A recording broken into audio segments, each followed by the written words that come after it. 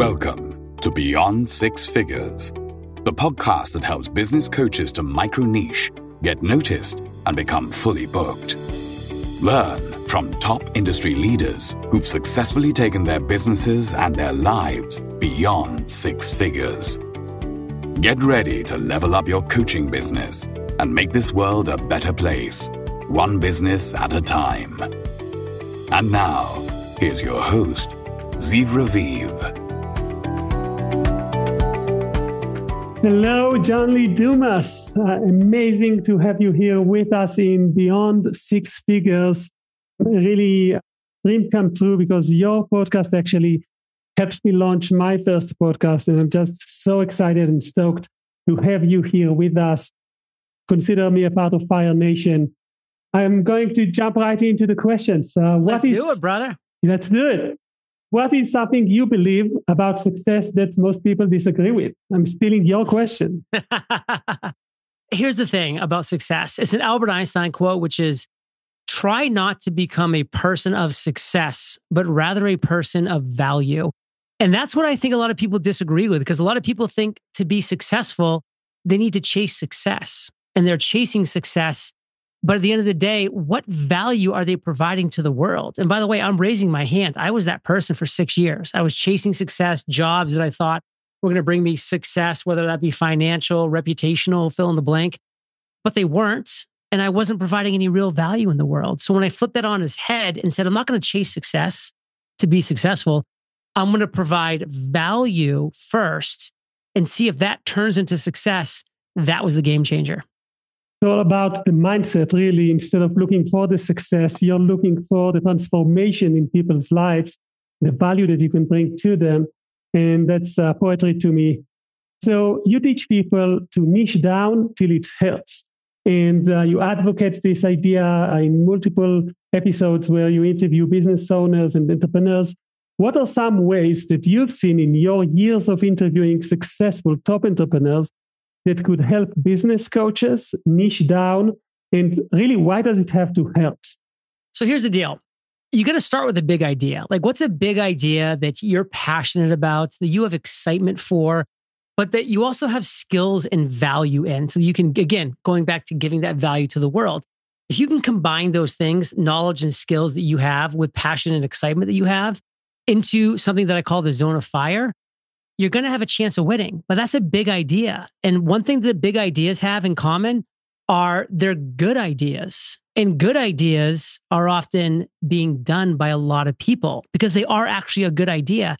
And you don't want to start with a lot of competition because you're not going to be good at doing your thing when you start. You have a lot to learn. So don't be jumping into the red ocean with all the sharks and the competition and all the people. You're going to get drowned out before you even get going. So that's why once you have your big idea, you've got to look for the micro niches within that big idea that aren't being served, that are being overlooked for some reason. And then you got to just niche down into one of those micro niches and then try to own it. And that micro niche, you know, it's a good opportunity if A, there's bad competition, meaning there's just weak competition, or B, that there's just no competition. Like when I niched down 3 times to become a daily podcast interviewing entrepreneurs, there wasn't weak competition. There was no competition. I was the only daily show in the world, and still am to this day, that publishes a show 7 days a week. So I love to say I was the best daily show in the world interviewing entrepreneurs. I was also the worst. I was the only, because I niched down until it hurt. I carved out a space, and then I was able to grow my business from there. So basically, by niching down so many layers of niching down, of micro niching, you can actually potentially find a spot where you shine, where you are the only person that actually understands that specific problem and solves that problem. Because you want to become the number one solution to a real problem in a growing industry. So you've got to look to niche down till you can honestly look around and say, hey, I am the number one solution to this real problem in this growing industry. In your book, The Common Path to Uncommon Success, you actually describe 17 principles that you've identified after interviewing over 3,000 entrepreneurs. These days, you interviewed even more than that. Maybe there's a second edition that is coming up. But talk to me about the importance of trust. Specifically, I'm interested on this topic in trust in business. What are some of the ways people can do these days to increase trust, except for like doing what you did? Because not everyone can actually do a daily podcast and expose themselves and show up so often. That increases the trust level to a new level. But not all of those entrepreneurs that you interviewed are using a daily podcast or even podcast at all. What are some of the key ways that you think would still work these days to increase trust? Okay, so when it comes to trust, here's the deal. So many people are looking at entrepreneurs or content creators or authority figures that they look up to and admire. And they're saying, man, what they're doing is great and it's working. So I'm going to copy that individual. I'm going to do what they do. And the problem with that is nobody wants a pale, weak imitation of somebody else. They want the pure, true version, the genuine version of you. And when you're this pale, weak imitation of somebody else, because you're thinking that's going to be a path, you never build trust because you can't build trust not being your authentic self. But if you just say, you know what, I'm going to come up with my own process. I'm going to come up with my big idea. I'm going to discover my niche within that big idea. I'm going to identify the avatar, the perfect customer, client, consumer of my content, whatever that might be. I'm going to discover that perfect avatar, and then I'm going to create content for them or a product or a service or fill in the blank. You build trust that way because now you're being you. You're being genuine, authentic, and you build that know, like, and trust as a result. You just be you. And you're going to attract the right people as a result. And guess what? You're going to repel the wrong people. And I love the phrase, love me or hate me, because there's no money in the middle. So I don't care about the people that hate me because that just shows that I'm doing something right to those who love me or those who really, really trust me. And you have to be able to have that mindset. Don't worry about being controversial. You don't want to be like in the middle because the middle's boring. And boring will put you out of business. You can't be boring. You've got to stand for something that you believe in, that you're excited about, that you're passionate about. You've got to become the number one solution to a real problem in a growing industry within that. And then you're going to win. Love it.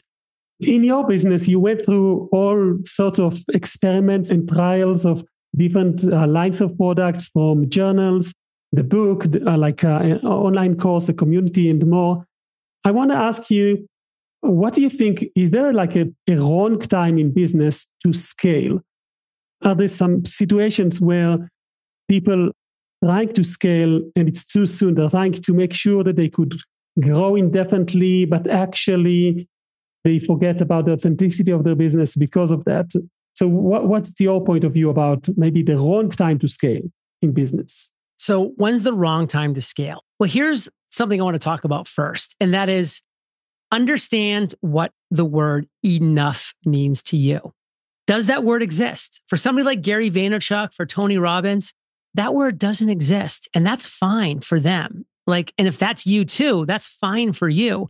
If the word enough does not exist, then just go for the moon, leverage and scale your face off, and we'll see what happens. You can pick up the pieces later. For me, I'm a different kind of person. I know what enough is. I know that I want to spend time with my 16-month-old son. I know that I want to be working most days of the week, but not grinding my face off, not overly hard. I did have my grinding time the first few years of my business, but now that I'm kind of up where I'm at, I still want to be working and relevant and enjoying that. But I know what my enough is. I don't need more. I don't need more employees. I don't need more revenue. I don't need more clients. So I'm very specific about what my enough is. So you need to find out first and foremost before you do anything, what is your enough? But now that you know what your enough is, and it's probably a little ways above where you're at, because that's what it is for most people. It took me a long time to get to my enough. So it takes time. But once you now have what your enough is, now how do you get there? How do you get to that point? And that's very, very slowly and very steadily building out the right team, the right support staff. Because otherwise, you're just building a deck of cards that's going to collapse. You're building your castle on sand. You want the foundation in place every step of the way. Almost all the time, when I see people that are scaling quite fast, it always ends up in a bad place and they have to kind of reset and start back over. This is a situation for most people. Again, there are exceptions to every rule, but for most individuals that I've seen, and I've interviewed 4,623 successful entrepreneurs, this is a case where the turtle does beat the hare. Slow and steady, build the foundation, have your team, have your supports, and then take the next step. That's what I've seen. Love it. One of the things I noticed from listening to so many of your episodes in your podcast, Entrepreneurs on Fire, is that you actually come prepared. You ask questions that clearly show that you care about the interview. You want the golden nuggets to be exposed. You want the truth bombs. You are ready for that episode. I'm wondering if you don't mind sharing what's some parts of the process of you preparing towards an interview. So I do a show 7 days a week. So like that's a big undertaking. But even with that big undertaking, I get on a 5-minute video call. So not a long call because I'm very efficient with it, but I get on a 5-minute video call with every one of my guests before they come on the show. And I have a very specific set of questions that we go through and we build our interview flow during that so that I know that I'm getting the best content from them, the best value that I can extract from their brain, because they're a genius in something. They have value to share in something. And I want to make sure that that's what we focus on. I don't want them to be talking about something that they're not a genius of. I want to be giving my audience, Fire Nation, the best content that I possibly can. So I make sure that I let that guest know that, hey, these are your areas of expertise from the research that myself and my team have done. Let's build an interview flow that you love, that I love, that best exemplifies your area of expertise. And so after that 5-minute chat, then my team goes to work and they take the conversation that we had and the other background information that we've pulled, and we create that interview flow for the guest, which we then send to them and say, hey, this is what we think would make a great interview, but we want your feedback. Do you love these questions? Is there one or two that you think could be better? Tell us why. And we'll go back and forth until both parties love the interview flow. So that when it comes time to press record, whenever we interview that individual, they know exactly what the questions are coming so that they can provide the best possible answer. I don't want to surprise them. Like, I don't want them to try to be like thinking about something off the top of their head. I want them to be delivering the most value possible to my audience because that's what's going to make the show the best show possible. So by the time I press the record button, both sides of the microphone, both myself and my guest are just excited to talk, to have a conversation around an area that they're an expert in and that I'm knowledgeable enough about that I can ask the right questions. Here's another question that is, I think you are clearly a genius of, and just from the sheer volume of all the work that you've done, you have some answers that are very practical. In the early days, especially where your team may have been smaller by some, and you've been fighting to get all these interviews done because you wanted to have enough content day in and day out. You were not as famous then, so you didn't have people asking you, can we be on your show? You had to find those people. You had to do an outreach campaign. So in your outreach, can you just throw at us some golden nuggets about what was the sequence like? How many emails? Like, how do you actually get it done? Because it's so hard sometimes just to get someone to say, yes, I'll be on your show. And you did it 7 times a week. 7 times a week. So listen, it was a mountain of work. It was a lot of rejection. It was a lot of fine tuning. And I'll tell you one thing, Ziv, email me after this interview. I will send back to you the perfect podcast pitch. Put it in the show notes page for your listeners, and then they'll have access to that because that's what I consider the perfect pitch for you to be on other shows. That's what I used to get people onto my show. It was very effective. It was very helpful. Timing had a lot to do with it. And once you get a couple big names, you can really leverage those names because if Tim Ferriss and Gary Vaynerchuk and Seth Godin have all been on my show and Tony Robbins, like that's kind of validating my show to anybody that is thinking about, well, is this show being worth being on? Well, if they thought it was worth being on, it probably is. So I'll send that your way, brother. Thank you so much for everything, John Lee Dumas, for everything that you do. My pleasure. Thanks, Ziv. Thank you. Thanks for listening to Beyond Six Figures. Check out the extended show notes that include bonus material, practical tips, and exclusive resources on our website, zivraviv.com. Until next time, keep dreaming big and pushing your business and your life beyond six figures.